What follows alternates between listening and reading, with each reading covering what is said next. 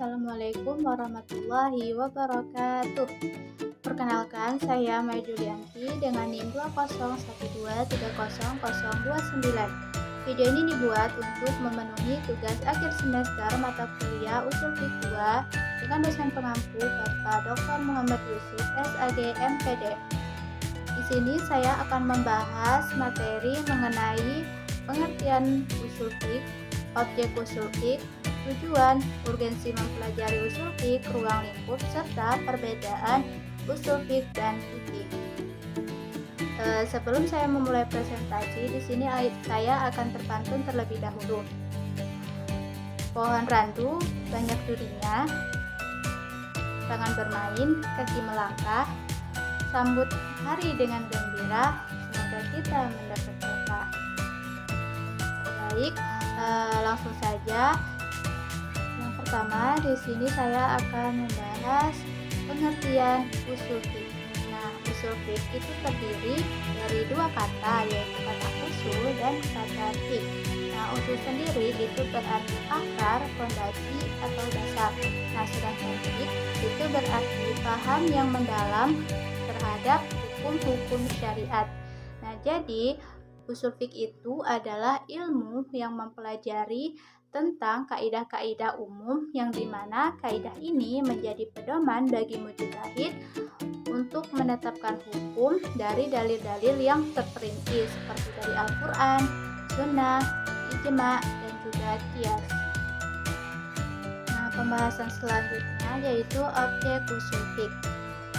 Yang pertama ada bahasan tentang dalil. Dalil adalah dasar ataupun sumber yang digunakan untuk menetapkan hukum Islam. Misalnya ketika kita ingin mengetahui suatu perbuatan itu halal atau haram, kita harus melihat dalilnya terlebih dahulu. Nah, dalil yang utama itu berasal dari Al-Quran, Sunnah, Ijma, dan juga Qiyas. Selain itu ada juga dalil yang dihasilkan dari ijtihad para ulama seperti istihsan dan juga maslahah mursalah. Nah, jadi kita pada bagian ini mempelajari dari mana dalil itu diambil dan bagaimana cara menggunakan dalil tersebut dengan benar. Objek yang kedua yaitu bahasan tentang hukum. Di sini kita membahas apa yang dimaksud dengan hukum syariat, siapa yang menetapkan hukum, siapa yang wajib melaksanakannya, serta macam-macam hukum seperti wajib, sunnah, mubah, makruh, dan juga haram. Jadi pembahasan ini membantu kita untuk mengetahui bagaimana hukum tersebut berlaku bagi setiap muslim. Objek yang selanjutnya yaitu bahasan tentang kaidah. Nah, kaidah ini diibaratkan sebagai pedoman ataupun aturan yang digunakan para ulama atau mujtahid untuk memahami dalil. Misalnya, jika di dalam Al-Quran itu terdapat kalimat perintah, nah apakah perintah tersebut menunjukkan wajib atau hanya anjuran? Atau ketika di dalam Al-Quran tersebut terdapat kalimat larangan, nah apakah larangan tersebut menunjukkan haram atau makruh? Nah, semua itu dipelajari dalam kaidah-kaidah ushul fiqh. Jadi dengan adanya kaidah ushul fiqh ini, penetapan hukum Islam itu bisa lebih tepat gitu, atau tidak asal menarik kesimpulan atau mengambil kesimpulan. Objek yang terakhir yaitu bahasan tentang ijtihad.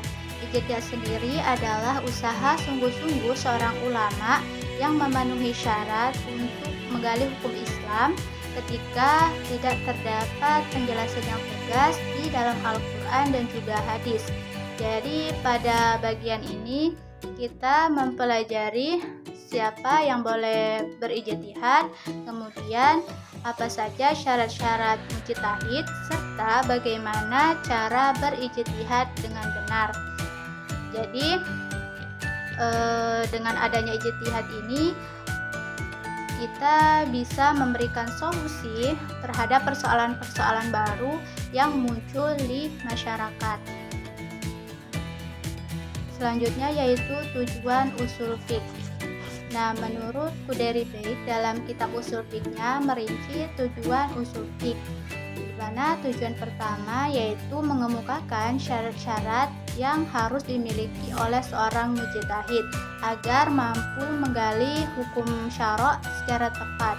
Kemudian tujuan yang kedua yaitu sebagai acuan dalam menetapkan dan menentukan hukum syara' melalui metode yang dikembangkan oleh para mujtahid sehingga dapat memecahkan persoalan-persoalan baru yang muncul. Kemudian tujuan yang ketiga yaitu memelihara agama dari penyalahgunaan dan juga penyimpangan sumber dan dalil hukum. Usul fiqh ini adalah pedoman untuk menetapkan hukum Islam dari Al-Quran dan juga Sunnah.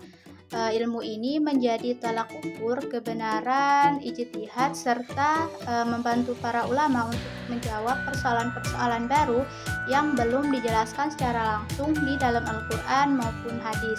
Nah, jadi dengan mempelajari usul fiqh ini, umat Islam itu dapat memahami dasar dan juga alasan di balik penetapan suatu hukum. Jadi bukan hanya sekedar mengikuti pendapat ulama. Selanjutnya yaitu ruang lingkup usul fiqh. Menurut Imam Al-Ghazali dalam kitab Al-Mustafa, ruang lingkup usul fiqh itu dibagi menjadi 4. Nah, agar lebih mudah dipahami, beliau mengibaratkan proses menetapkan hukum itu seperti seseorang yang ingin memanen buah dari pohonnya. Yang pertama itu ada hukum syara', yaitu hasil akhir yang ingin dicari. Hukum syara' itu merupakan ketentuan Allah yang mengatur perbuatan manusia, misalnya apakah suatu perbuatan itu wajib, haram, mubah, makruh, dan juga sunnah. Contohnya, ketika kita ingin mengetahui hukum media sosial atau memakai media sosial untuk berdakwah, maka hukum itulah yang menjadi tujuan akhir pencarian. Kemudian yang kedua yaitu dalil-dalil hukum, yaitu sumber tempat hukum tersebut diambil. Nah, dalil utama itu berasal dari Al-Quran, Sunnah, Ijma, dan juga Qiyas. Nah, di sini Al-Ghazali mengibaratkan dalil itu seperti pohon, karena dari pohon itulah buah dapat dihasilkan. Nah, artinya jika kita ingin mengetahui suatu hukum, kita harus kembali kepada dalil yang menjadi sumbernya. Yang ketiga yaitu cara memahami dalil atau wujuh dalalah al-adilah. Jadi tidak cukup hanya mengetahui dalil, tetapi kita juga harus memahami apa makna dari dalil tersebut dan bagaimana dalil itu menunjukkan suatu hukum. Nah, misalnya ketika Al-Quran itu berisi kalimat atau sebuah perintah, nah kita harus mengetahui apakah perintah itu menunjukkan wajib atau hanya sekedar anjuran saja. Nah, hal inilah yang dipelajari dalam usul fiqh. Nah, yang terakhir adalah mujtahid, yaitu orang yang memiliki kemampuan dan memenuhi syarat untuk menggali hukum dari dalil.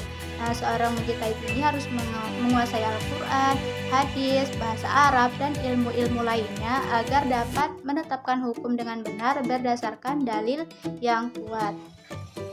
Pembahasan selanjutnya yaitu perbedaan antara ilmu fiqh dan ilmu usul fiqh. Nah, jika ilmu fiqh itu berbicara tentang hukum dari suatu perbuatan, maka ilmu usul fiqh itu berbicara tentang metode atau proses bagaimana menemukan hukum itu sendiri. Jadi bisa dikatakan bahwa fiqh itu merupakan produk atau buah dari ilmu usul fiqh. Nah, jika dilihat dari sudut aplikasinya, fikih itu akan menjawab pertanyaan apa hukum dari suatu perbuatan. Nah, ilmu usul fiqh ini akan menjawab pertanyaan bagaimana cara atau proses menemukan hukum yang digunakan sebagai jawaban permasalahan yang dipertanyakan tersebut. Baik, mungkin hanya itu saja yang dapat saya sampaikan. Sebelum saya akhiri, di sini saya akan berpantun. Siang-siang pergi ke kota, jangan lupa membeli alpukat. Demikian presentasi dari saya, semoga bisa bermanfaat. Baik, saya tutup. dengan ucapan wabillahi taufiq wal hidayah. Wassalamualaikum warahmatullahi wabarakatuh.